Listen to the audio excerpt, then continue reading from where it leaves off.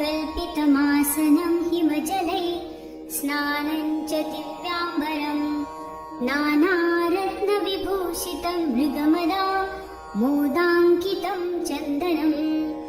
जाती चम्पकबिल्वपत्ररचितं पुष्पं च धूपं तथा दीपं देवदयानिधे पशुपते हृत्कल्पितं गृह्यताम् संवर्णे नवरत्नखण्डरचिते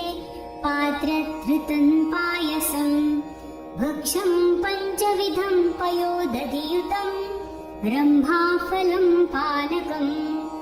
शाकानामयुतं जलं रुचिकरं कर्पूरखण्डोज्ज्वलं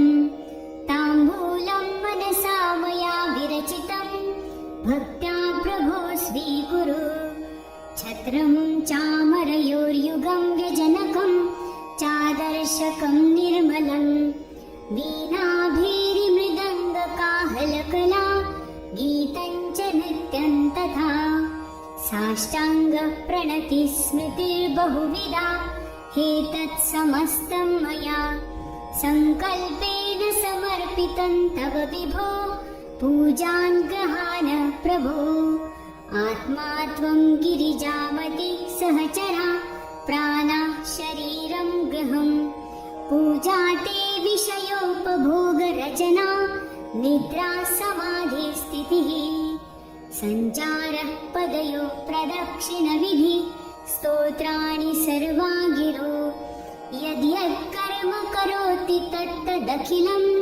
शम्भो तवाराधनम् करचरणकृतं वा कायजं कर्मजं वा श्रवणनयनजं वा मानसं वापराधं विहितं वा सर्वमेतत् क्षमस्व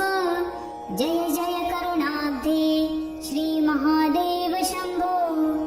जय जय करुणाब्धे श्रीमहादेव